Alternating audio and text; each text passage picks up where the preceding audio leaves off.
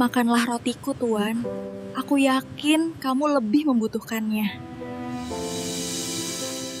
Seorang miliarder muda, hidup serba cukup, memilih jalan pintas karena macet. Ia melewati sebuah desa yang asing. Namun naas, di tengah perjalanannya, mobil yang ia kendarai dibegal oleh sekumpulan remaja di desa itu. Dan ternyata, sahabat semuanya, sebelum kita mulai cerita ini, tuliskan dulu di kolom komentar dari kota mana kalian menonton. Dan jangan lupa like dan subscribe channel ini. Bagi yang sudah subscribe, saya doakan segala urusan dipermudah. Amin. Karena kisah ini berawal dari sini. Lampu merah membentang panjang, seperti garis tak berujung di depan mata Aryo. Deretan kendaraan berhenti total, klakson bersahutan, dan udara malam terasa semakin sesak. Di dalam mobil mewahnya, ia memijat pelipis dengan kesal. Waktu baginya selalu berarti uang, dan malam itu ia merasa dirampok oleh kemacetan. Tangannya mengetuk setir dengan gelisah. Di sisi jalan beberapa pengamen berjalan dari mobil ke mobil. Seorang ibu menjajakan makanan kecil sambil menggendong anaknya. Aryo hanya melirik sekilas, lalu memalingkan wajah. Ia menaikkan kaca mobil rapat-rapat, tak ingin terganggu. Macet seperti ini buang waktu, gumamnya pelan. Ponselnya bergetar, notifikasi demi notifikasi masuk. Rapat penting esok hari, pesan dari asistennya, laporan bisnis yang belum sempat ia baca. Kepalanya penuh rencana, penuh target, penuh ambisi. Tidak ada ruang untuk berhenti, apalagi untuk peduli. Tiba-tiba ia melihat celah kecil di navigasi mobilnya. Ada jalur alternatif melewati sebuah desa. Waktu tempuhnya lebih singkat, hampir 30 menit. Tanpa pikir panjang, ia menyalakan lampu sen dan membelokkan mobil keluar dari barisan panjang kendaraan. Semakin jauh ia meninggalkan jalan utama, suasana berubah drastis. Gedung tinggi berganti hamparan sawah gelap. Lampu jalan mulai jarang. Hanya cahaya bulan yang memantul di permukaan air sawah. Jalanan menyempit, aspalnya tak lagi mulus. Aryo sedikit ragu, namun egonya lebih besar dari rasa takutnya. Ia terus melaju, mencoba meyakinkan diri bahwa ini keputusan tepat. Mesin mobil berdengung pelan, memecah sunyi yang terasa aneh. Beberapa meter di depan, jalan semakin sepi. Tak ada rumah, tak ada warung, tak ada kendaraan lain. Hanya angin malam yang berdesir dan suara jangkrik yang bersahutan. Aryo meraih ponselnya untuk memastikan arah, namun sinyal mulai melemah. Garis penunjuk lokasi bergerak lambat, seakan ragu menunjukkan jalan. Sebentar lagi sampai, katanya pada diri sendiri. Ia menekan pedal gas sedikit lebih dalam. Lampu mobil menyapu jalanan sempit yang dikelilingi sawah luas. Di kejauhan, tampak bayangan samar, seperti sesuatu berdiri di tengah jalan. Aryo menyipitkan mata, mencoba memastikan. Bayangan itu tak bergerak. Ia memperlambat laju mobil. Saat jarak semakin dekat, bayangan itu ternyata bukan satu. Ada beberapa sosok berdiri berjejer. Wajah mereka tak terlihat jelas dalam gelap. Jantung Aryo berdetak lebih cepat. Tangan di setir mulai terasa dingin. Mobilnya hampir berhenti. Dan di detik itulah, salah satu sosok melangkah maju tepat ke tengah jalan. Aryo menginjak rem mendadak. Ban mobil berdecit panjang, memecah sunyi sawah yang tadinya tenang. Lampu depan menyorot wajah-wajah muda yang kini terlihat jelas. Mereka bukan pria dewasa bertubuh besar, mereka remaja. Wajahnya masih belia, namun sorot matanya keras. Salah satu dari mereka mengetuk kap mobil dengan benda keras. Suaranya tajam dan menggetarkan dada. Turun. Nada itu bukan permintaan. Aryo mencoba tetap tenang. Ia mengunci pintu secara otomatis, nafasnya memburu. Tangannya meraih ponsel untuk menghubungi seseorang, namun sinyal benar-benar hilang. Layar hanya menampilkan tulisan tanpa layanan. Sosok lain mendekat ke sisi kanan mobil. Mereka mengelilingi kendaraan itu seperti serigala mengepung mangsa. Salah satu memukul kaca dengan batu besar. Retakan menjalar seperti jaring laba-laba. Detik berikutnya kaca pecah. Udara malam masuk bersama rasa takut yang menyesakan. Pintu mobil ditarik paksa dari luar. Aryo mencoba melawan, namun seseorang menarik kerah bajunya. Tubuhnya terseret keluar dan terjatuh ke tanah yang lembab. Ia belum pernah merasakan tanah sawah menempel di wajahnya. Bau lumpur menusuk hidungnya.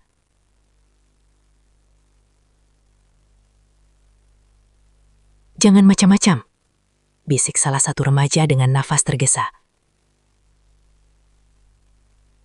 Aryo menatap mereka satu persatu. Wajah paling depan terlihat paling muda, mungkin belum genap 20 tahun. Tangannya gemetar saat memegang kunci mobil Aryo. Tanpa banyak kata, salah satu dari mereka melompat ke kursi pengemudi. Mesin mobil dinyalakan. Lampu menyilaukan Aryo sesaat sebelum kendaraan itu berbalik arah. Dalam hitungan detik, mobil mewahnya melaju menjauh, meninggalkan debu tipis dan suara mesin yang semakin samar. Aryo bangkit perlahan. Lututnya sakit, telapak tangannya kotor. Ia menoleh ke kanan dan kiri. Gelap, sepi, tidak ada siapapun. Baru beberapa menit lalu, ia masih duduk nyaman di balik kemudi. Kini ia berdiri sendirian di tengah jalan sawah, tanpa mobil, tanpa arah. Ia merogoh saku celananya. Kosong. Dompetnya tertinggal di dalam mobil. Ponselnya juga. Semua kartu, uang tunai, identitas, semuanya hilang bersama kendaraan itu. Angin malam terasa lebih dingin dari sebelumnya. Aryo menelan ludah, mencoba mencerna kenyataan yang baru saja terjadi. Ia, seorang miliarder muda yang terbiasa mengendalikan segalanya, baru saja dirampas oleh sekelompok remaja desa. Dan tak ada satupun yang bisa ia lakukan. Beberapa menit Aryo hanya berdiri mematung. Ia berharap semua itu hanya mimpi buruk yang akan berakhir saat ia membuka mata. Namun, dingin angin malam dan perih di lututnya terlalu nyata untuk disangkal. Ia mulai berjalan tanpa arah yang jelas. Jalan sempit itu terasa panjang dan tak berujung. Di kiri kanan hanya hamparan sawah gelap. Sesekali terdengar suara kodok bersahutan, membuat kesunyian terasa semakin dalam. "Tenang, pasti ada rumah di depan," bisiknya pada diri sendiri. Langkahnya semakin berat. Sepatunya yang mahal kini berlumur tanah. Jas yang tadi rapi kini kusut dan kotor. Ia mencoba mengingat kembali arah tadi. Namun semuanya tampak sama. Gelap, sepi, membingungkan. Perutnya mulai terasa perih. Ia belum sempat makan malam. Rasa lapar yang awalnya ringan kini berubah menjadi nyeri yang menusuk. Tenggorokannya kering, sementara tak ada warung atau rumah yang terlihat. Aryo terus berjalan. Setiap beberapa langkah ia menoleh ke belakang, seolah berharap mobilnya kembali. Namun jalan di belakangnya kosong. Waktu terasa lambat. Ia tak tahu sudah berapa lama berjalan.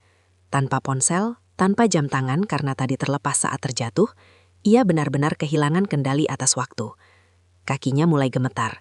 Tubuhnya yang terbiasa dengan ruangan berpendingin udara, kini harus melawan udara malam yang menusuk tulang. Rasa kesal berubah menjadi rasa takut yang perlahan menyelinap. Bagaimana jika para remaja itu kembali? Bagaimana jika tidak ada yang lewat sampai pagi? Ia mencoba memanggil, "Tolong." Suaranya tenggelam di antara angin dan suara serangga malam. Langkahnya melambat. Pandangannya mulai berkunang-kunang. Lapar, lelah, dan syok bercampur menjadi satu. Ia tersandung batu kecil dan hampir jatuh. Lalu akhirnya memilih duduk di pinggir jalan. Tanah terasa keras dan dingin. Aryo menatap langit yang penuh bintang. Aneh, selama ini ia jarang sekali melihat langit malam seperti ini. Hidupnya selalu dipenuhi lampu kota, gedung tinggi, dan layar ponsel. Kini tak ada apa-apa selain dirinya dan gelap. Ia memeluk lututnya, mencoba menghangatkan tubuh. Dalam hati, untuk pertama kalinya, ia merasa benar-benar kecil. Semua kekayaan, semua kekuasaan, tak berarti apa-apa di tengah sawah sepi, tanpa identitas. Matanya mulai terasa berat. Dengan sisa tenaga yang ada, Aryo merebahkan tubuh di pinggir jalan desa itu. Perutnya masih perih, pikirannya masih kacau. Namun kelelahan mengalahkan segalanya. Malam itu, miliarder muda itu tertidur sebagai seorang pria tanpa nama. Sinar matahari pagi perlahan menyentuh wajah Aryo. Hangatnya terasa kontras dengan dingin malam yang baru saja ia lewati. Ia membuka mata dengan kepala berat dan tubuh pegal.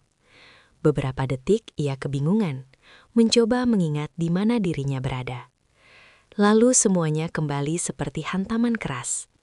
Mobilnya hilang, dompet dan ponselnya lenyap. Ia tertidur di pinggir jalan desa seperti gelandangan. Suara langkah kaki terdengar mendekat, pelan namun pasti. Aryo memicingkan mata karena silau cahaya. Di hadapannya berdiri seorang wanita hamil dengan pakaian lusuh dan keranjang besar di punggungnya. Wajahnya sederhana, namun tatapannya lembut. Wanita itu terdiam sesaat, menatap kondisi Aryo yang kotor dan lemas. Mas tidak apa-apa?" Suaranya pelan, namun penuh kepedulian. Aryo mencoba bangkit, namun kepalanya terasa berputar. Wanita itu segera menopangnya sebelum ia kembali terjatuh. "Saya tidak apa-apa," jawab Aryo lirih, meski jelas ia tidak baik-baik saja. Wanita itu membuka kantong plastik kecil dari keranjangnya. Ia mengeluarkan sepotong roti dan sebotol air minum. Tanpa ragu, ia menyodorkannya kepada Aryo. "Ini makan dulu, wajah Mas pucat sekali." Aryo menatap roti itu. Sederhana, mungkin roti paling biasa yang pernah ia lihat. Namun saat itu, benda kecil itu terasa seperti pertolongan terbesar yang pernah ia terima. Ia menerima roti itu dengan tangan sedikit gemetar. Setiap gigitan terasa seperti menyelamatkan hidupnya. Air yang diminumnya mengalir di tenggorokan keringnya, memberi tenaga yang hampir habis. Wanita itu memperhatikan dengan senyum titis. Tidak ada tatapan curiga, tidak ada pertanyaan berlebihan. Hanya kepedulian tulus kepada orang asing yang tergeletak di jalan. "Nama saya Tiara," katanya lembut. "Mas tersesat ya?" Aryo terdiam sejenak. Nama itu terdengar asing, namun entah kenapa terasa hangat di telinganya. "Saya dirampok tadi malam," jawabnya jujur. "Mobil saya dibawa kabur." Tiara terlihat terkejut, namun bukan dengan tatapan menghakimi. Ia justru semakin iba. "Kalau begitu, Mas ikut saya saja dulu. Rumah saya tidak jauh dari sini. Mas bisa mandi dan istirahat sebentar." Aryo menatap wanita itu. Pakaian lusuh, sandal tipis, perut yang membesar karena kehamilan. Ia jelas bukan orang berada. Namun ia menawarkan tempat tinggal kepada orang asing tanpa ragu. Ada sesuatu yang terasa berbeda. Dengan langkah pelan, Aryo mengikuti Tiara menyusuri jalan kecil menuju rumah sederhana di ujung desa. Rumah itu berdinding bambu dan beratap seng yang mulai berkarat. Di sampingnya ada kebun kecil dengan beberapa tanaman sayur tumbuh seadanya. Aryo berhenti di depan rumah itu. Untuk pertama kalinya dalam hidupnya, ia merasa sedang berdiri di tempat yang akan mengubah segalanya. Tiara membuka pintu kayu yang sedikit berderit saat didorong. Rumah itu sederhana, bahkan nyaris rapuh. Lantainya masih tanah yang dipadatkan, sebagian ditutup tikar usang. Sebuah meja kecil berdiri di sudut ruangan dengan 2 kursi plastik yang warnanya mulai pudar. "Mas, masuk saja, jangan sungkan," ucap Tiara lembut. Aryo melangkah pelan ke dalam. Aroma kayu dan tanah bercampur menjadi satu. Tidak ada pendingin udara, tidak ada televisi besar, tidak ada lampu kristal. Hanya cahaya matahari yang masuk dari celah-celah dinding bambu. Di sudut ruangan tampak kompor kecil dan beberapa piring sederhana yang tersusun rapi. Semuanya tertata bersih meski serba terbatas. Kamar mandi di belakang, airnya dari sumur, masih dingin, kata Tiara sambil tersenyum tipis. Aryo mengangguk. Ia berjalan ke belakang rumah dan melihat sumur kecil dengan ember tergantung. Untuk sesaat ia terdiam. Biasanya ia mandi dengan air hangat di kamar mandi marmer luas. Kini ia harus menimba air sendiri. Namun anehnya, ia tidak merasa marah. Air sumur yang dingin menyentuh tubuhnya, membuatnya sedikit terkejut. Ia membersihkan lumpur yang masih menempel di wajah dan tangannya. Setiap siraman terasa seperti menyadarkannya dari kehidupan yang selama ini terlalu nyaman. Saat kembali ke dalam rumah, Tiara sudah menyiapkan teh hangat dalam gelas kaca tipis. Ini minum lagi, biar badan Mas hangat. Aryo duduk perlahan. Tangannya memegang gelas itu, merasakan panasnya merambat ke jari. Ia menatap Tiara yang kini duduk di seberangnya. Wanita itu terlihat lelah, mungkin karena kehamilan dan pekerjaan memulung yang ia lakukan setiap hari. Namun, di wajahnya tidak ada keluhan, hanya ketenangan. "Tiap hari Mbak kerja memulung?" tanya Aryo pelan. Tiara mengangguk. "Iya, sudah biasa. Yang penting bisa makan." Jawaban itu sederhana, namun menghantam hati Aryo lebih keras daripada kehilangan mobilnya. Baginya, makan adalah hal yang tak pernah perlu dipikirkan. Namun bagi Tiara, itu adalah hasil perjuangan harian. Aryo menatap sekeliling rumah sekali lagi. Rumah kecil ini mungkin tak bernilai apa-apa di dunia bisnisnya. Namun entah mengapa, ada kehangatan yang tidak pernah ia rasakan di rumah mawahnya sendiri. Di luar, angin pagi berhembus pelan melewati kebun kecil yang ditanami cabai dan bayam. Daun-daun bergerak lembut, seakan menyambut kehadiran seseorang yang tak pernah membayangkan akan tinggal di tempat seperti ini. Aryo menarik nafas panjang. Ia belum tahu bagaimana cara kembali ke dunianya. Namun untuk saat ini, ia tahu satu hal. Ia tidak lagi sendirian di desa itu. Siang itu, matahari terasa lebih terik dari biasanya. Tiara duduk di lantai beralaskan tikar tipis, membuka kantong kecil berisi beberapa bahan makanan. Hanya ada sedikit beras, 2 butir telur, dan sebungkus mie instan. Aryo memperhatikan dari sudut ruangan. Ada rasa tidak nyaman yang merayap di dadanya. "Mbak, makan apa nanti?" tanyanya pelan. Tiara tersenyum kecil. "Ya, ini saja cukup. Besok saya cari lagi." Ia lalu mengambil sepotong roti dari plastik yang tersisa. Roti itu tinggal 1. Tanpa ragu, ia membelahnya dan memberikan bagian yang lebih besar kepada Aryo. "Mas makan lagi. Dari kemarin belum benar-benar makan." Aryo terdiam. Ia tahu roti itu mungkin adalah sisa terakhir yang Tiara punya. Namun wanita itu tetap memberinya tanpa hitung-hitung. "Mbak saja yang makan. Saya sudah cukup," ucap Aryo, mencoba menolak. Tiara menggeleng pelan. "Tidak apa-apa. Saya sudah biasa menahan lapar." Kalimat itu diucapkan ringan, seakan bukan sesuatu yang berat. Namun bagi Aryo, kalimat itu seperti tamparan. Ia teringat kembali pada dirinya beberapa hari lalu. Duduk di mobil mewah, mengeluh karena macet, mengabaikan pengamen kecil, menutup kaca ketika ada yang menjual makanan di pinggir jalan. Ia tak pernah berpikir bahwa ada orang yang benar-benar menahan lapar seperti ini. Roti itu terasa berbeda saat masuk ke mulutnya. Bukan karena rasanya, tetapi karena maknanya. Ada pengorbanan di dalamnya. Di luar rumah, angin berhembus pelan melewati kebun kecil. Tiara berdiri, memegang perutnya yang semakin membesar. "Kadang hidup memang tidak mudah," katanya lirih. "Tapi Allah selalu lihat." Aryo menunduk. Hatinya terasa sesak oleh sesuatu yang belum pernah ia rasakan sebelumnya. Bukan marah, bukan takut, tapi rasa malu.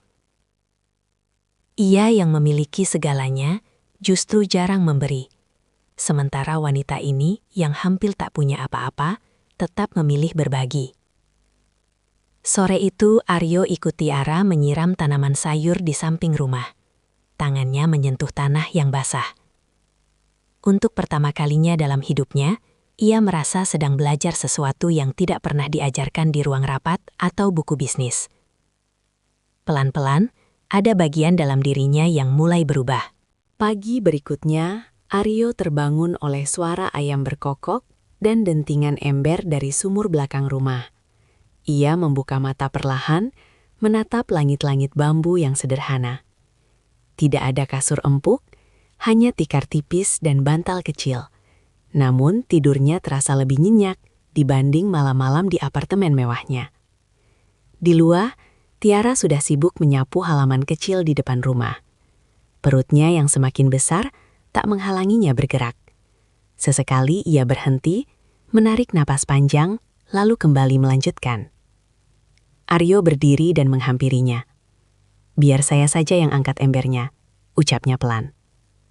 Tiara tersenyum, sedikit terkejut melihat perubahan sikap pria yang beberapa hari lalu tampak kebingungan dan kaku. Ember berisi air sumur itu cukup berat, namun Aryo mengangkatnya tanpa mengeluh. Hari itu ia membantu mencangkul tanah di kebun kecil. Tanahnya keras, penuh batu kecil. Tangan Aryo yang biasa memegang pena mahal kini mulai lecet. Keringat mengalir di pelipisnya, membasahi kerah baju sederhana yang ia pinjam dari Tiara. "Tanam cabai di sini saja," kata Tiara sambil menunjuk sebidang tanah kosong. Aryo mengikuti arahnya. Ia berjongkok, menanam bibit kecil dengan hati-hati. Tangannya kotor, namun ada perasaan hangat yang tak bisa ia jelaskan. Siang harinya mereka duduk di bawah pohon kecil di samping rumah. Tiara membawa nasi dan telur dadar tipis yang dibagi dua. Angin desa berhembus lembut, membawa aroma tanah dan daun segar. Aryo menatap piringnya sejenak. Dulu ia sering menyisakan makanan mahal tanpa rasa bersalah. Kini sebutir nasi pun terasa berharga. "Mas orang kota ya?" tanya Tiara tiba-tiba. Aryo terdiam sesaat. Ia belum pernah benar-benar menceritakan siapa dirinya. "Iya, saya kerja di kota," jawabnya singkat. Tiara mengangguk tanpa bertanya lebih jauh. Tidak ada rasa ingin tahu berlebihan, tidak ada tatapan menilai. Sore itu Aryo membantu memperbaiki pagar kayu yang hampir roboh. Ia memukul paku dengan hati-hati. Setiap bunyi ketukan terasa seperti membangun sesuatu yang lebih dari sekadar pagar. Hari-hari berlalu sederhana. Tanpa rapat, tanpa target keuntungan, tanpa suara notifikasi. Namun di dalam dirinya, sesuatu tumbuh pelan-pelan. Ia mulai memahami bahwa hidup bukan hanya tentang memiliki, tetapi juga tentang merasakan. Dan di rumah kecil itu, Aryo yang dulu perlahan mulai menghilang, digantikan oleh seseorang yang lebih peka terhadap arti kebersamaan. Pagi itu, Tiara bersiap lebih awal. Keranjang besar sudah tergantung di punggungnya. Ia mengenakan topi usang untuk menahan panas matahari. "Hari ini saya keliling agak jauh," katanya pelan. "Kalau Mas mau istirahat saja di rumah." Aryo berdiri di ambang pintu. Ia menatap perut Tiara yang semakin membesar. Ada rasa tak tega membiarkannya berjalan sendiri mengelilingi desa. "Saya ikut," ucapnya mantap. Tiara terlihat ragu sejenak, lalu tersenyum kecil. Mereka pun berjalan menyusuri jalan desa yang mulai ramai oleh aktivitas pagi. Beberapa warga menyapa Tiara dengan ramah. Ada yang memberi kardus bekas, ada yang menyerahkan botol plastik yang sudah dikumpulkan. Aryo membawa satu karung kosong di tangannya. Awalnya ia canggung saat harus memungut botol dari selokan kecil atau mengais kardus dari tumpukan sampah. Bau menyengat menusuk hidungnya. Namun ia tidak mengeluh. Setiap kali menemukan botol plastik, Tiara memasukkannya ke dalam karung dengan hati-hati. Baginya itu bukan sampah, itu harapan. Itu uang untuk membeli beras, untuk persiapan melahirkan, untuk bertahan hidup satu hari lagi. Di bawah terik matahari, keringat membasahi punggung Aryo. Napasnya mulai berat. Ia menoleh ke Tiara yang tetap berjalan pelan namun pasti.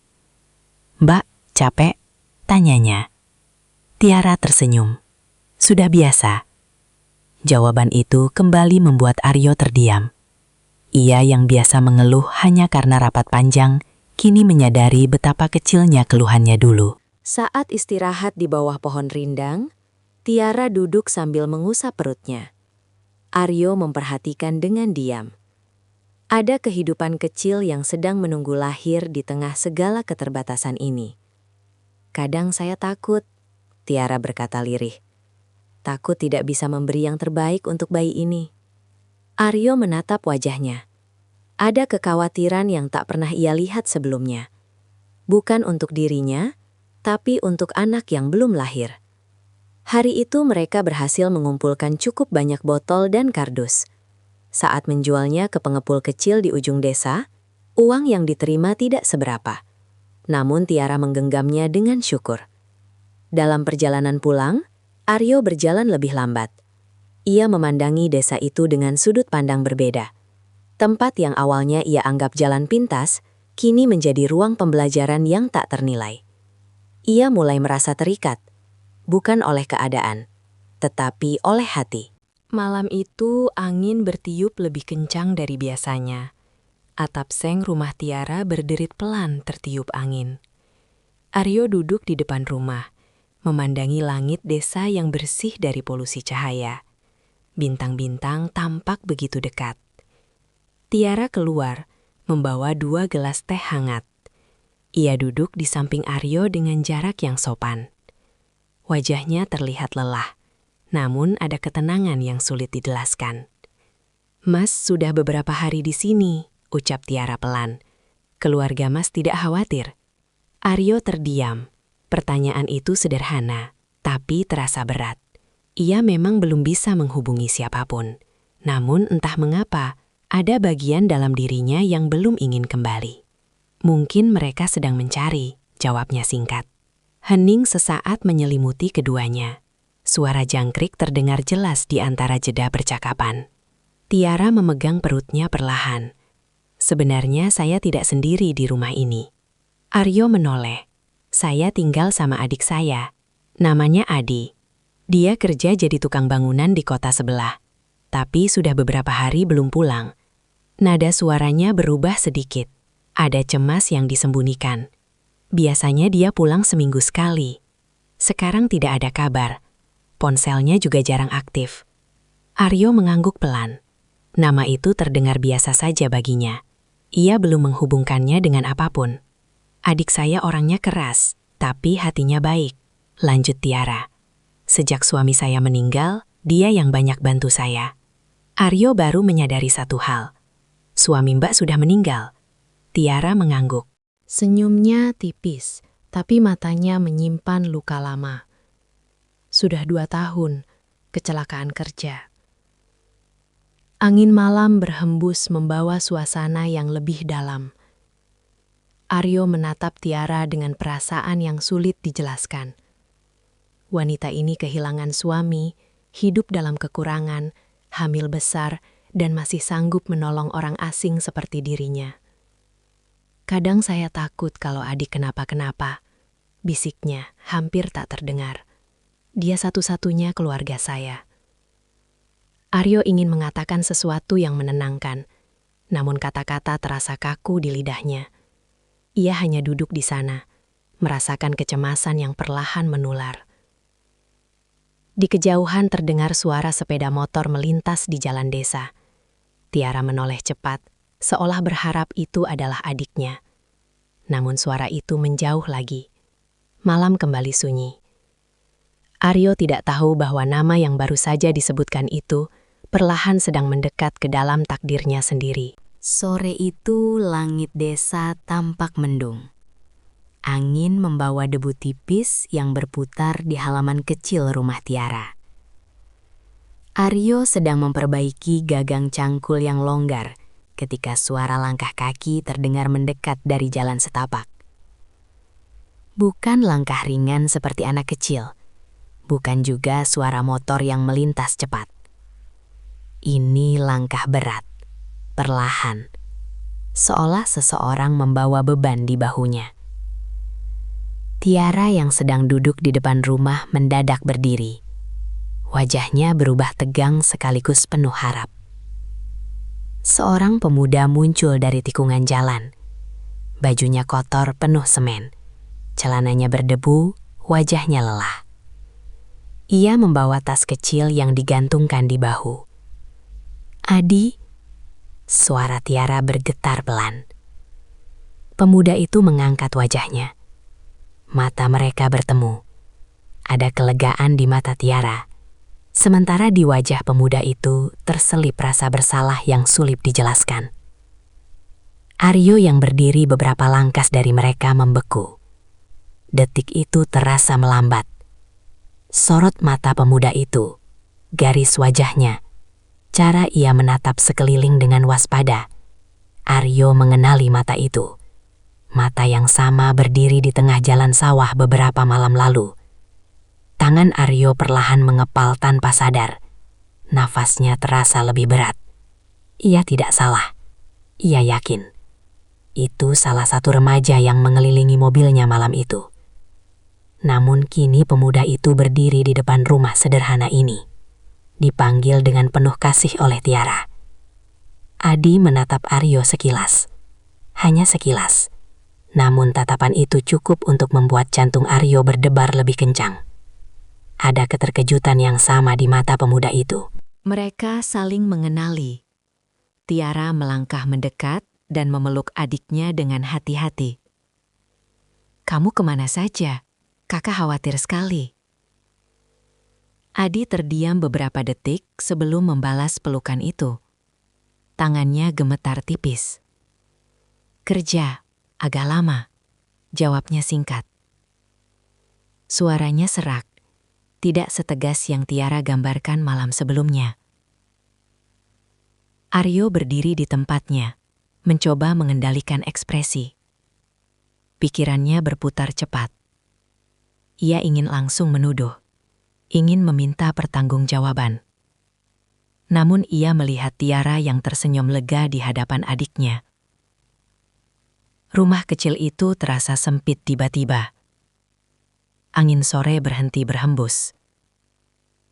Dan untuk pertama kalinya sejak ia tiba di desa itu, Aryo merasakan ketegangan yang jauh lebih berat daripada saat ia dirampok di jalan sawah. Sore itu terasa lebih sunyi dari biasanya. Tiara sibuk menyiapkan air minum di dalam rumah, sementara Aryo dan Adi berdiri berhadapan di halaman kecil yang hanya dipisahkan oleh jarak beberapa langkah.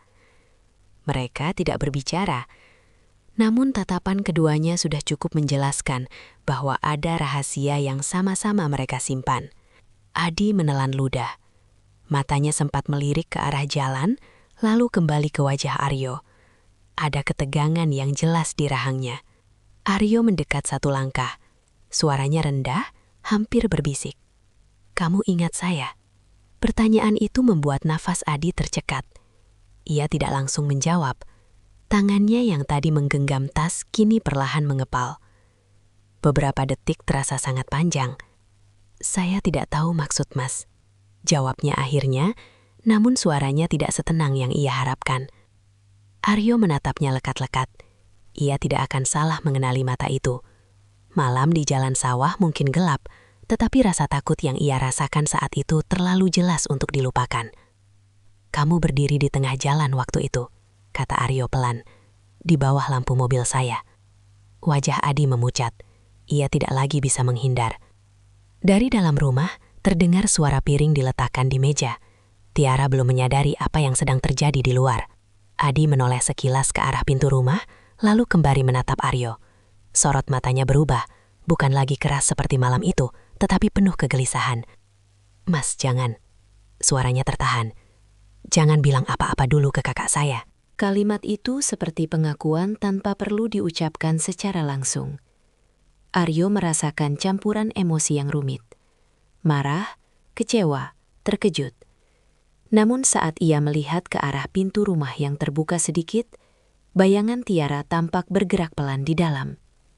Ia teringat roti terakhir yang dibagi dua, air sumur yang diangkat bersama, senyum tulus di pagi hari. Rumah kecil itu terasa seperti berada di antara dua dunia. Dunia kejahatan yang merampas miliknya, dan dunia ketulusan yang menyelamatkan hidupnya. Adi menunduk. Bahunya yang tadi tampak tegar kini sedikit runtuh. Saya tidak punya pilihan waktu itu. Gumamnya hampir tak terdengar. Langit yang mendung mulai menurunkan rintik hujan tipis. Tetesannya jatuh perlahan ke tanah, menciptakan bau khas yang lembab. Aryo berdiri diam, menyadari bahwa malam di jalan sawah belum benar-benar selesai. Hujan turun semakin deras.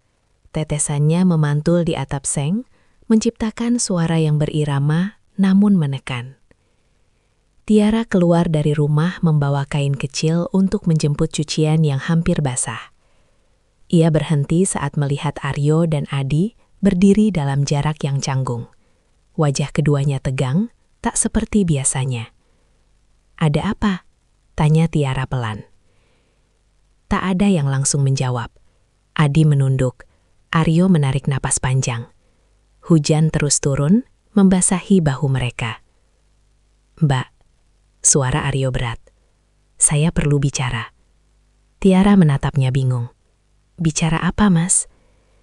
Adi tiba-tiba melangkah maju. Wajahnya pucat, matanya berkaca-kaca. "Kak, maafkan aku." Kalimat itu jatuh seperti batu di tengah halaman kecil. Tiara mengerutkan dahi. "Maaf kenapa?" Adi mengangkat wajahnya perlahan, lalu menatap Aryo sekilas sebelum kembali pada kakaknya. "Mobil Mas ini, yang dirampas beberapa malam lalu, aku ada di situ." Waktu seakan berhenti.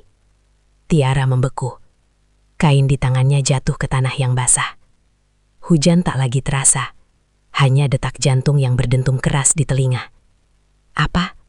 Suaranya bergetar. Aryo berdiri diam, tak menambahkan apapun. Ia membiarkan pengakuan itu keluar dari mulut Adi sendiri. "Aku ikut. Aku yang berdiri di tengah jalan," lanjut Adi lirih. "Aku yang ambil kuncinya." Tiara mundur satu langkah. Wajahnya memucat. "Adi, kamu..."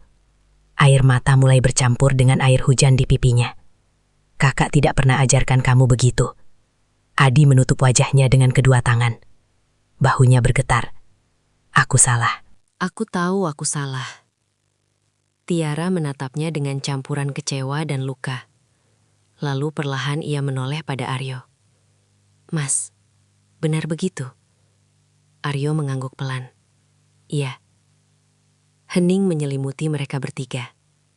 Hujan menjadi satu-satunya suara yang terdengar jelas. Beberapa detik kemudian, Tiara berdiri lebih tegak. Meski air matanya belum berhenti, suaranya berubah tegas. "Adi, kembalikan apa yang bukan hakmu." Adi menatap kakaknya dengan mata merah. Tak ada bantahan. Ia berlari masuk ke dalam rumah, membuka tasnya dengan tangan gemetar. Dari dalamnya ia mengeluarkan dompet dan ponsel Aryo yang selama ini tersembunyi. Ia menyerahkannya dengan kepala tertunduk. "Maafkan saya." Tiara menatap barang-barang itu, lalu kembali menatap adiknya.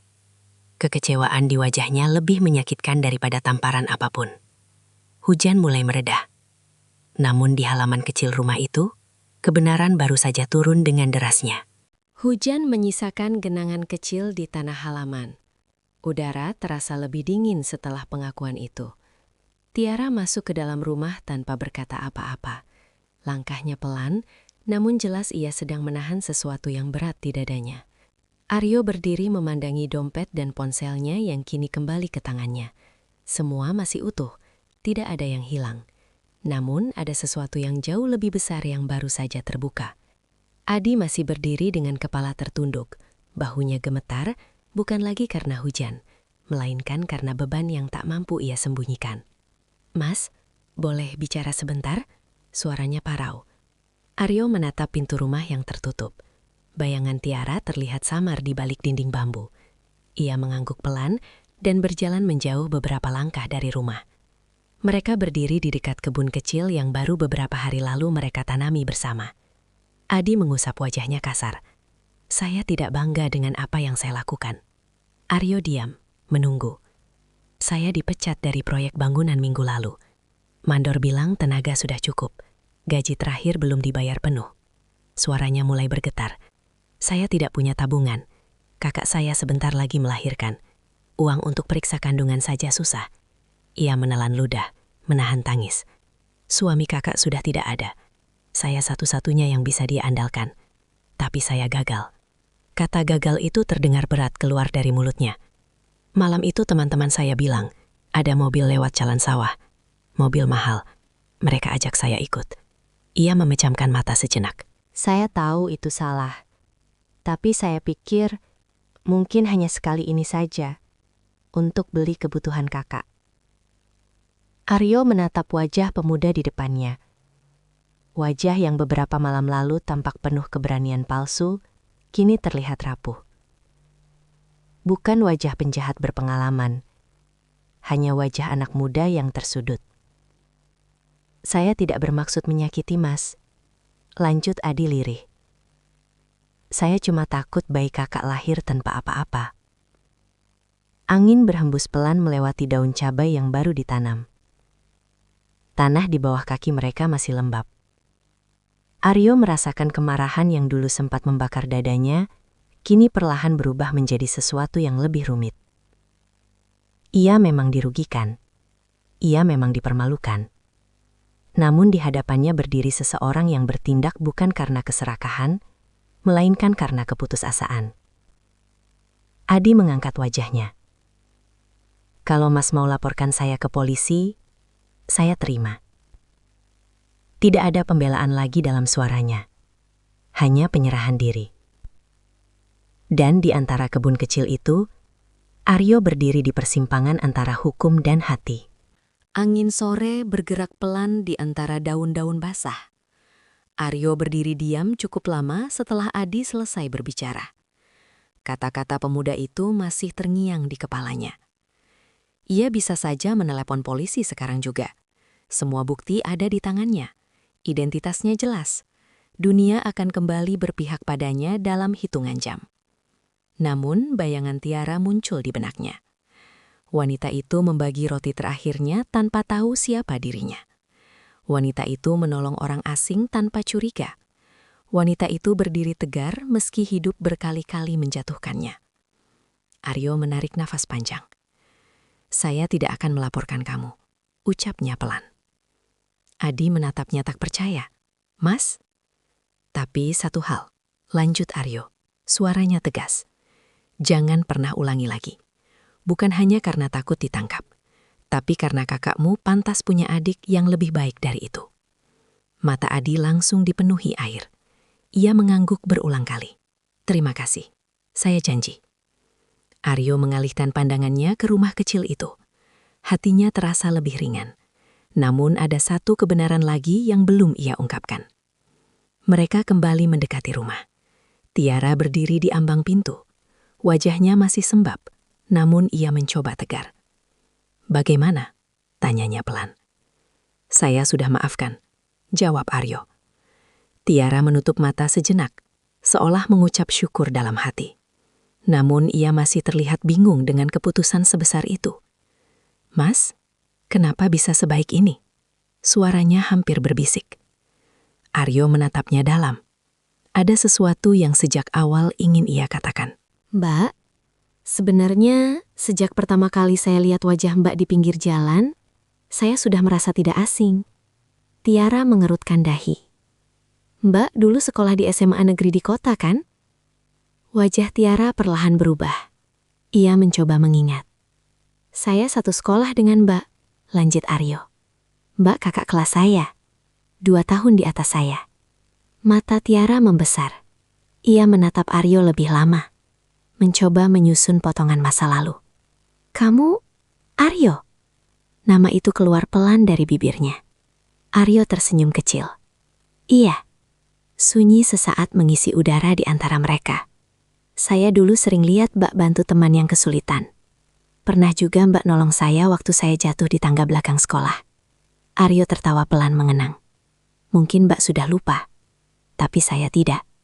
Tiara terdiam. Ingatan lama mulai kembali perlahan.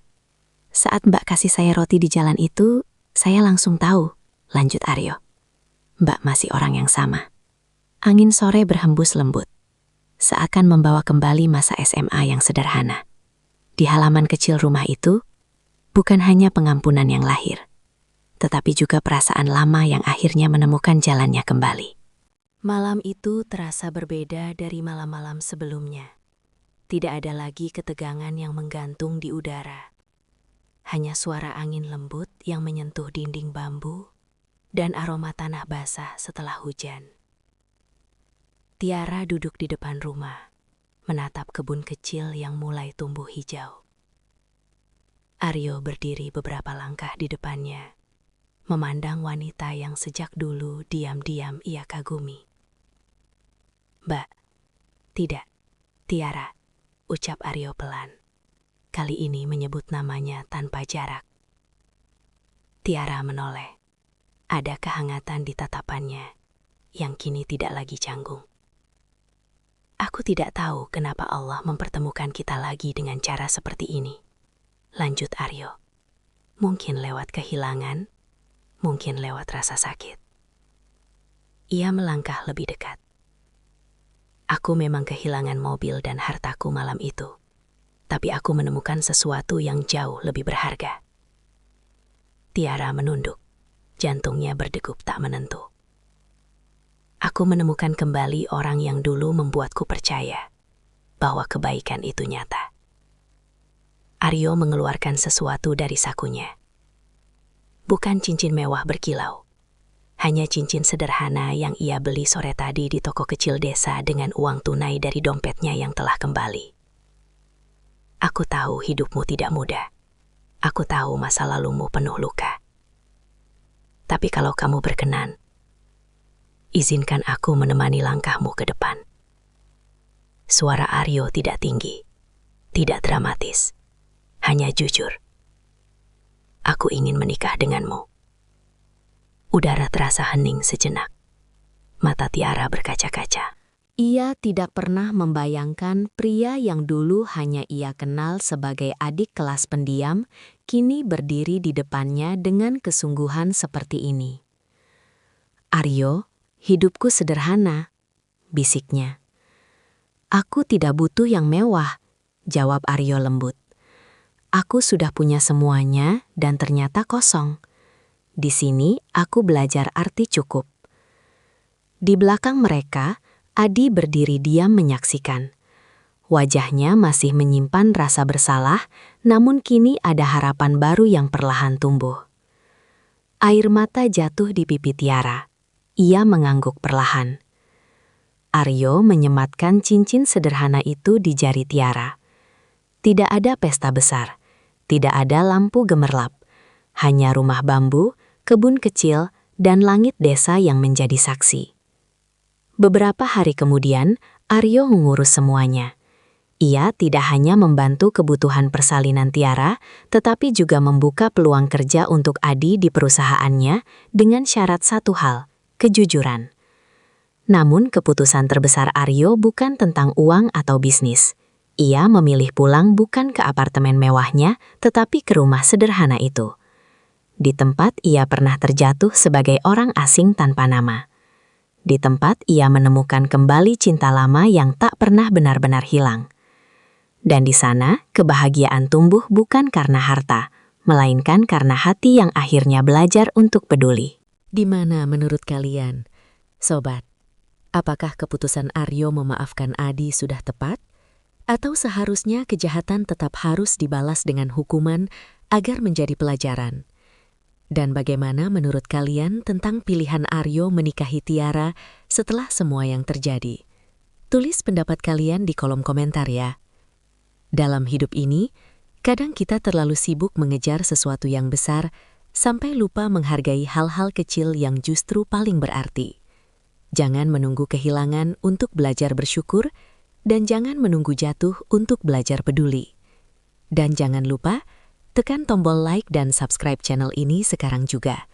Karena setiap like dan subscribe dari kalian adalah doa agar kami terus bisa menyampaikan cerita-cerita kehidupan yang penuh makna. Sampai jumpa di cerita mengharukan berikutnya.